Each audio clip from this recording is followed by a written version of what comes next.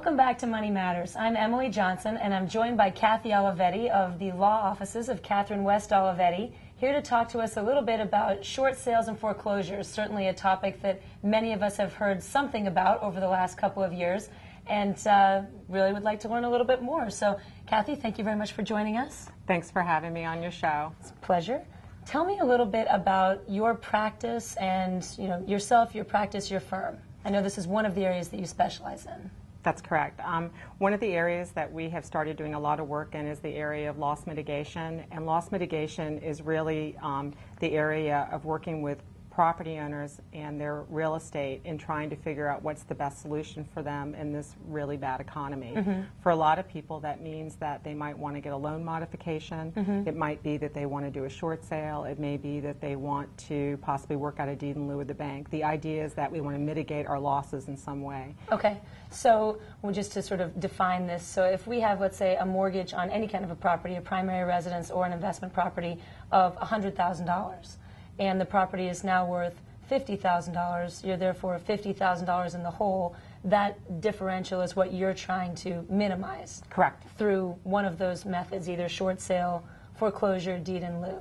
Well, the idea really is absolutely we want to try to minimize the losses for the client, but what I always say is it always starts with the client first. Mm-hmm. There are so many options that may be out there, but what really matters is what's in the best interest of the client and what it is they're trying to accomplish. Mm-hmm. There are some people that actually want to hold on to their property, and if we could get a loan modification, that would be the right solution for them. So part of it is figuring out what's right for the client. Mm-hmm. What we find mostly, though, is that there's so much information out there. People have a very difficult time navigating what is out there and what possibilities there may be, and so we don't want, and they get scared, and so mm-hmm. then they don't act. And so what we want them to do is be able to come in, and we want to work with them to figure out what's the solution that's going to work for them. Okay.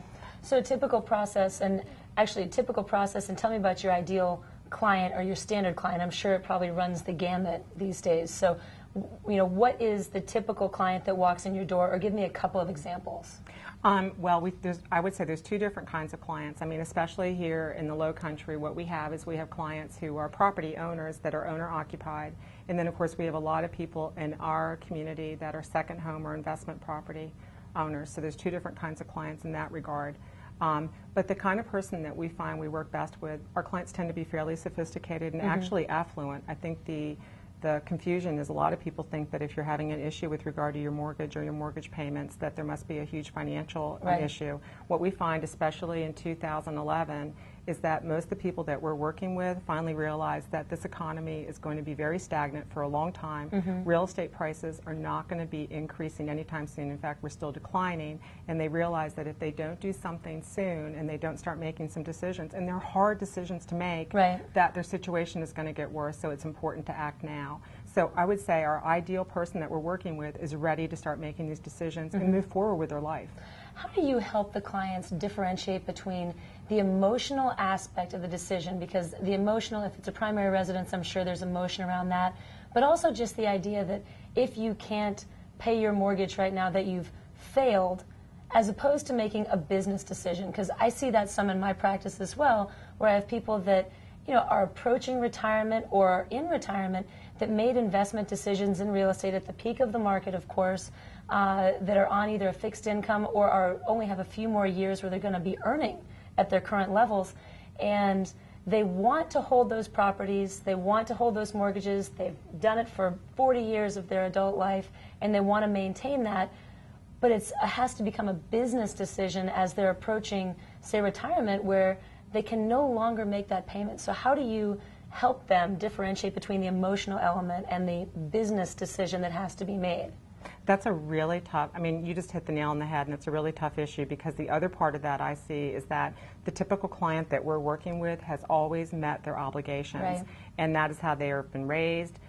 It is in their DNA. We always joke and say it's in our DNA to do this, and people feel bad. I always say the people that walk through our doors, they all have the willingness to do what they can do, but they've just lost the ability in some instances. Mm-hmm. As far as the emotional issue, I think what you're really talking about, it's primarily with regard to the owner-occupied, the primary house.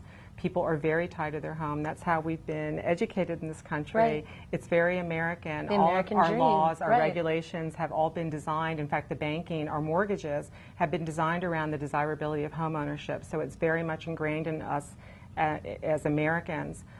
What we talk a lot about is the reality and whether it's really going to be feasible. And again, when we're consulting with someone and we're going through that initial process with them, what we are really doing is going through their overall financial picture, and we're looking at their assets, their liabilities, their income, and then we're always coming back to what their goals and objectives are. And part of it is really making them look at it on paper, whether it's really realistic or whether it's not realistic. And then, frankly, a lot of it is who the lender is. There are some lenders that we are just not going to be able to work out something favorable for the homeowner. But in most instances, in many instances, there is. I always say, and we always, I didn't mean to cut you off, but I always tell people, we always figure out a solution. And it's not always the first plan A that we start out on, but we always figure out what we need to do. Very briefly, tell me about the introductory process that you have. A client walks in your door. Tell me about that initial process. Well, what we do first is that people generally call in and we do a preliminary interview. One of the paralegals in my office works very closely with that person and spends some time with them because a lot of people are really scared. And one of my biggest concerns is I don't want people to be scared. So what she is doing is talking to them, making sure they know that no one's going to be knocking down the door and trying to make sure that they know that they're going to be safe. And we get some preliminary information so that they kind of understand what we're looking for. And then we have the appointment and they come in. And we have a very lengthy, it's actually like a 1.5 to 2 hour consultation because it is very, very in-depth as far as their overall financial picture. And again, it always starts with their goals and objectives. Okay. So we'll take it from there in just a second. Kathy's going to be back with us after this commercial break. This is Money Matters, and we look forward to seeing you again in just a few minutes.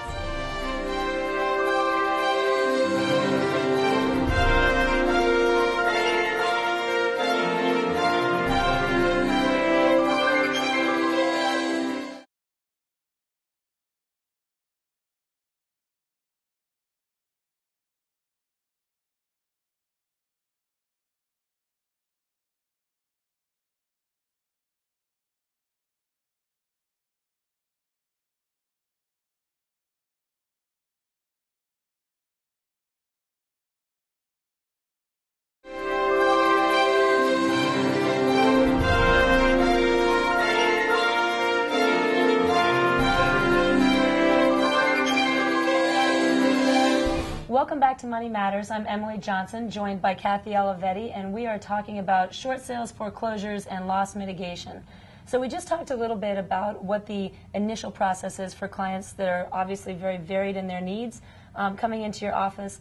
Once you've assessed their financial situation, assets, liabilities, cash flows, expenses, how do you then take it from there?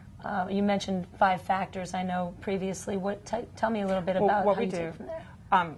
Actually, it depends upon what we're going to be doing. If we're going to be doing a loan modification, if we're going to be doing a short sale, or if the situation is right, we might have some other options. But typically, we work with a lot of clients in a short sale, and that's what most people like to ask about.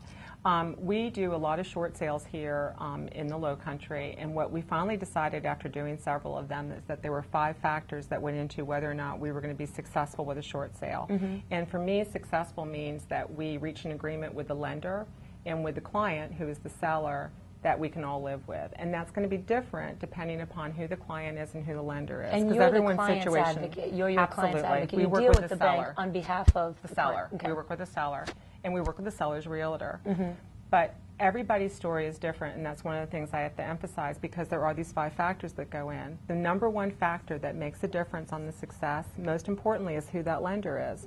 We're going to get a very different result if it's one of the big 14 servicers, if it's one of the bigger banks, as opposed to one of our smaller banks. The smaller banks do not have the same resources or the same opportunities that the larger banks have. The second factor is the client.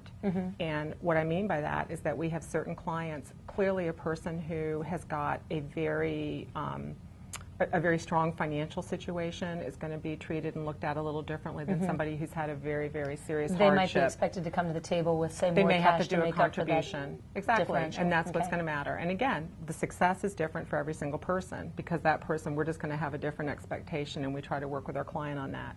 The third factor is the realtor. It's really important. We've got some of the best realtors, I believe, in the country on Hilton Head, and we have got some outstanding realtors here. We're so fortunate that know how to work with the clients in this environment. They know how to find buyers in this environment. Don't several of them have a special designation, too, in dealing with short sales and foreclosures, I think? I think there are several. I'm not as familiar with all of those, but there are several designations. But most of the realtors now that are still in this market, they understand how important it is to work with those different kinds of issues. I'm sure so it makes up a huge percentage of the sales on the island. Exactly. The other factor, the fourth factor, is the property itself. We've got to have a property that we can get a contract on. The really sad truth is that if you have an unimproved lot out in one of the communities, for example, maybe in the Bluffton area, it's going to be almost impossible to get an offer. We've got lots out there that are on the market for next to nothing, and there's just no market for them. So in those instances, we know that a short sale is probably not going to be a possibility, and we talk about other options. And then finally, and here's the irony, the deficiency amount. And the deficiency, what I mean by that, is the difference between what is owed on the loan or the loans and what the net to the bank is going to be. And here's the irony. It's the whole paradox of loss mitigation. I always talk about there's all these paradoxes. We actually do better with a larger deficiency. Really? Yeah, and the reason is because I think that the lenders, especially the bigger lenders, if they're looking at a deficiency of a couple of $100,000, and let's face it, in our community we see some huge deficiencies, and then they look at a person's financial situation, and if we have somebody, our typical client is in their 50s, they look at somebody in their 50s and they look at what they have in terms of assets available to satisfy that, or what their earning power and what their capacity is, they realize they're never going to get it. Right. And so if it's a smaller number, it's almost more attainable. So I find, this is just something, it's non-scientific, what we have found in our office is that that's just, we do better with those. So those are the 5 factors. So once again, in the success, I can't emphasize this enough, that everybody's situation is so unique, and you cannot measure your situation next to your neighbors, because if you have a different lender, it's going to be a completely different story. Different numbers, different situations. So again, it's the lender, it's the client, the realtor. We have to have a realtor. We need a contract to do a short sale. The property's got to be marketable. We've got to be able to get a contract on it, and we need a deficiency. The level of deficiency means a big thing. So interesting. That's really interesting. So we could take this in a million different directions, and I wish that we had a ton of time, really. But one direction I'd like to take it a little bit, since you've seen this for the last couple of years, is: do you see this subsiding anytime soon? Do you see it increasing? Tell me about what you're seeing as far as short sales, foreclosures, volume from '09 to now, the decisions people are making. Just talk to me a little bit about that. Well, the sad thing is that when we started doing this work back in 2008, it was really because I had 2 clients in particular, unrelated to one another, that came in to see me, and they just kind of knew things just didn't feel right. And we started working with them, and I remember thinking, wow, this is bad. Like, we're going to have a mess on our hands. And I would say, oh my gosh, I think we could be doing this for 15 years. The sad thing is I said that in '08. I still say 15 years. Really? I think it's that bad, and I say that for a couple of reasons. Number one, a lot of people bought at the peak of the market, which was '05, '06. We've had a 35% decline in property values, and even more so if it's an unimproved lot or something like that. So even if you take just the conventional, what we used to consider to be a modest increase in real estate values, if we stopped declining right now, and then you started factoring in what we used to say 2 to 3%, or 2, 3, 4%, and you start doing the math, we are years away. Couple that with the fact that the banks are on hold, the large banks are under tremendous pressure from the federal government and from the attorney generals to reach some kind of settlement agreement that's not going forward. We're still sort of in this, this. And that's on the mortgages that have failed previously, not those that are no, that's not on anybody. the forefront. We still have people that are current that come to see us, and they're still just trying to assess. They're not even in default yet. Right. So we're talking about there being probably a hangover of several years of people that are already in default or have been in the process. There's like a 2 to 3 year gap there, and then you couple that with people that are still, there's still people that are making their payments, and they have every intention of continuing to do that. They're employed and everything's fine. But unfortunately, in this economy, there are a lot of people who are one paycheck away from being in this situation, because the job market is so bad. Right. And again, if you couple it with the fact that the typical client we're seeing is in their 50s, the boomers are the ones that have gone bust. Right. So it's a problem that's not going to go away. And, it seems like the wealth effect, the idea that when the market goes up and people feel wealthier, same thing with real estate, if they feel wealthier, then they're going to spend more. It seems like that is going away as well. So. Not anymore. It's the new normal. Welcome to the new normal. Exciting. Well, you definitely have to come back and talk a little bit more about this. I really appreciate your time. And we will be back in just a minute with a few closing remarks. Thank you very much, and we'll see you shortly.